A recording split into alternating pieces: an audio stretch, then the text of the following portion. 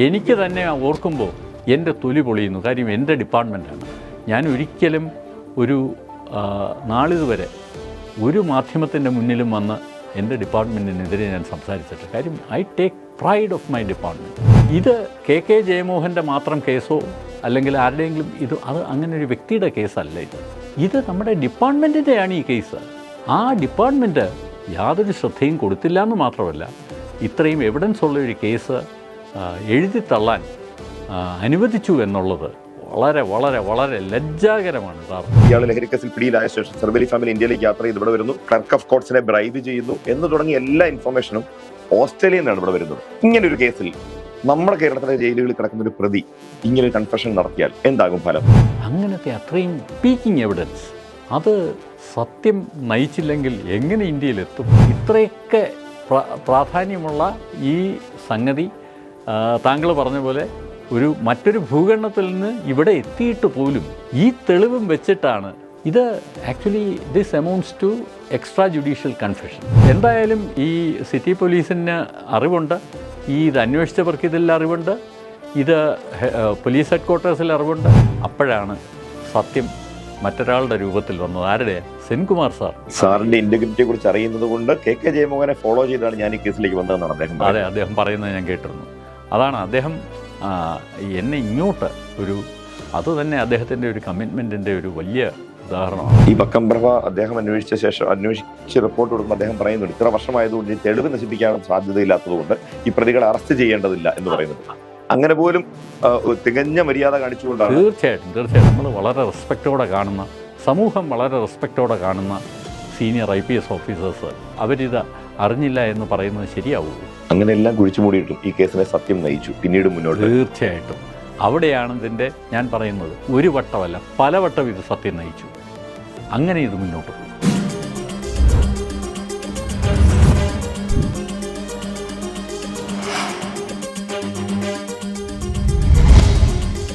തൊണ്ടിമുതൽ തിരുമറി case സത്യം നയിച്ച കേസാണ് എന്ന് സാർ പലപ്പോഴും പറയുന്നത് കേട്ടിട്ടുണ്ട്. നമ്മൾ തമ്മിൽ സംസാരിക്കുമ്പോഴും പിന്നീട് ഇപ്പോൾ വിധി വന്ന ശേഷം സംസാരിക്കുന്നിടത്തൊക്കെ സാർ അത് പറയുന്നു.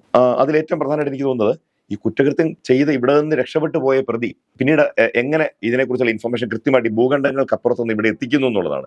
സർവലി ഫാമിലി 90-ലെ കേസിൽ ഇയാൾ ലഹരി കേസിൽ പിടിയിലായ ശേഷം സർവലി ഫാമിലി ഇന്ത്യയിലേക്ക് യാത്ര ചെയ്ത് ഇവിടെ വരുന്നു, ക്ലർക്ക് ഓഫ് കോർട്സിനെ ബ്രൈബ് ചെയ്യുന്നു എന്ന് തുടങ്ങിയ എല്ലാ ഇൻഫർമേഷനും ഓസ്ട്രേലിയയിൽ നിന്നാണ് ഇവിടെ വരുന്നത്. ഇങ്ങനൊരു കേസിൽ നമ്മുടെ കേരളത്തിലെ ജയിലുകളിൽ കിടക്കുന്ന ഒരു പ്രതി ഇങ്ങനെ കൺഫെഷൻ നടത്തിയാൽ എന്താകും ഫലം? ഇതുപോലെ വല്ലതും നടക്കൂ? അനിൽ പറഞ്ഞത് വളരെ കറക്റ്റാണ്. അതായത് ഇത് സത്യം നയിച്ച കേസ് തന്നെയാണ്.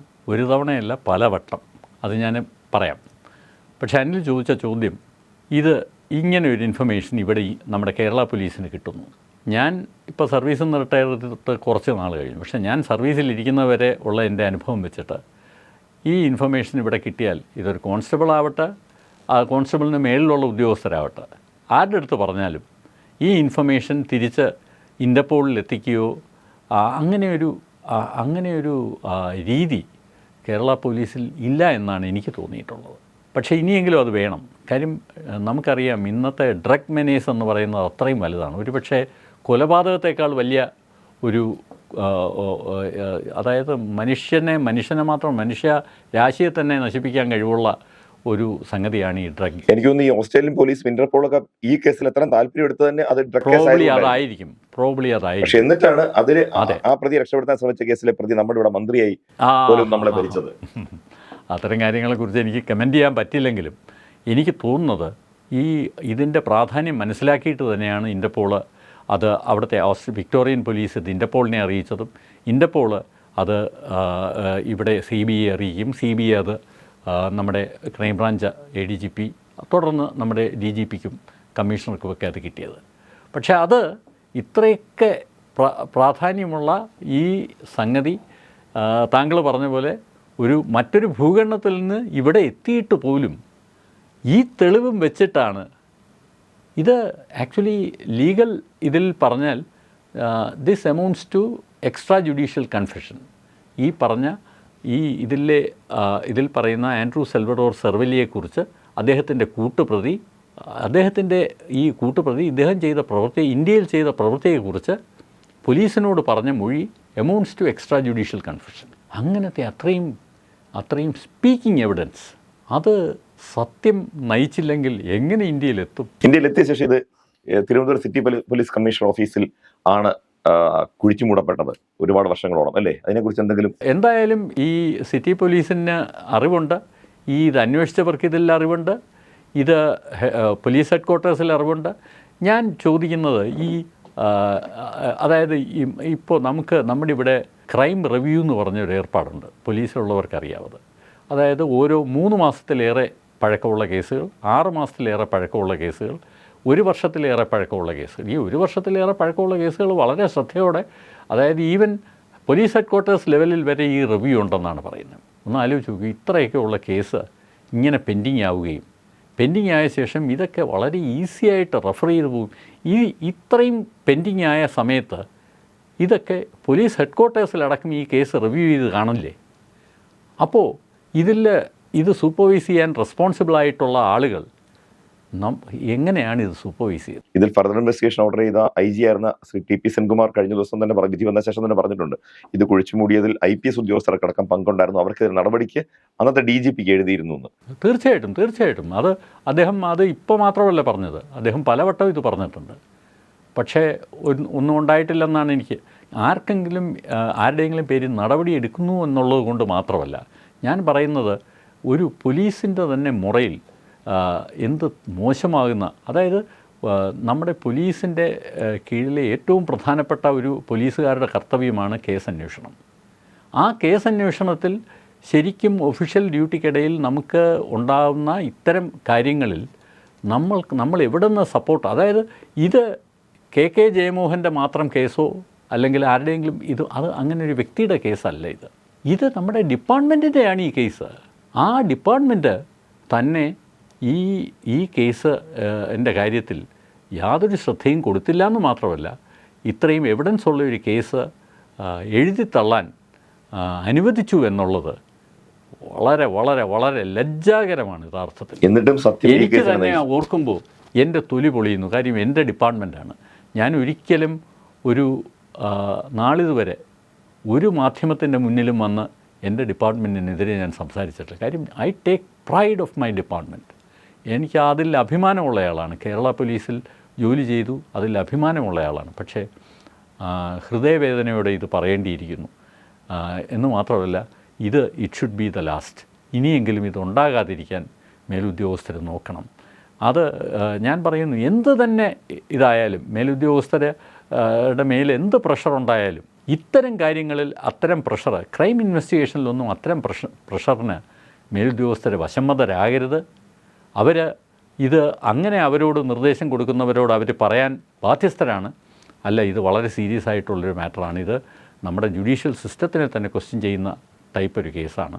അതുകൊണ്ട് ഇതിന്മേൽ അങ്ങനെ ഇടപെടാൻ പറ്റില്ല എന്ന് പറയാനുള്ള ആർജവം അവർക്കുണ്ടാവണം.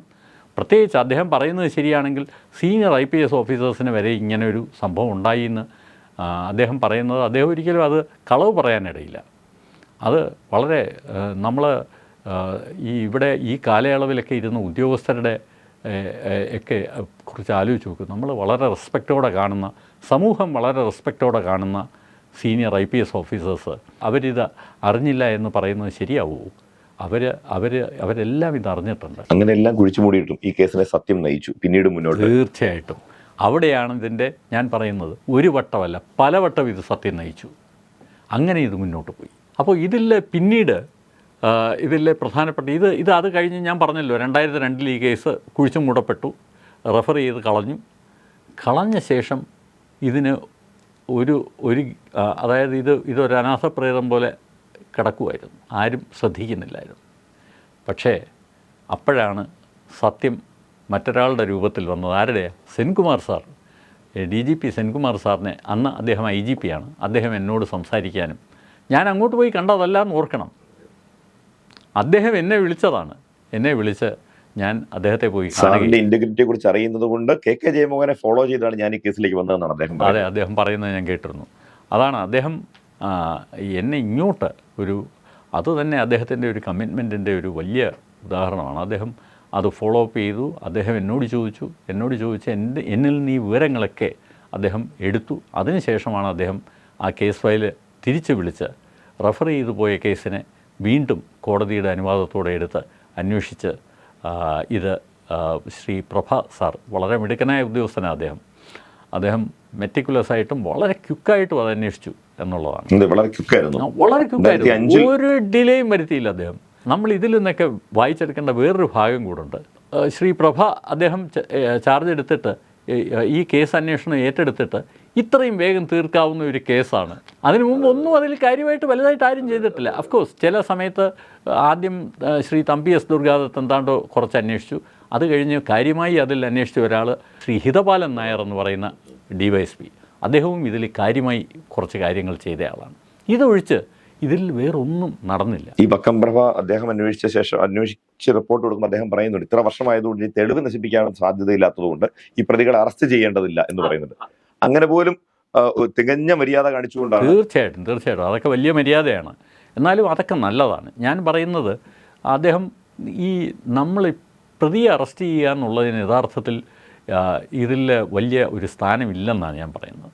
അതല്ലെങ്കിൽ പ്രതിയെ അറസ്റ്റ് ചെയ്യുന്നത് അയാളെ അത്രയും സമൂഹത്തിന് ഡേഞ്ചറസ് ആയിട്ടുള്ള ആളോ അല്ലെങ്കിൽ സമൂഹത്തിൻ്റെ ഒരു എക്സാമ്പിൾ സെറ്റ് ചെയ്യാനോ അങ്ങനെയൊക്കെ അദ്ദേഹം എടുത്ത തീരുമാനം തികച്ചും ശരിയാണ്. അതായത് ഇതിൽ ഈ ഇത്രയും കാലത്തിന് ശേഷം ആ പ്രതികളെ വീണ്ടും ഒന്ന് അറസ്റ്റ് ചെയ്ത് അവരെ റിമാൻഡിൽ വിടുകയോ അല്ലെങ്കിൽ അദ്ദേഹത്തിന് ആവശ്യമുള്ള തെളിവുകളെല്ലാം രേഖാമൂലം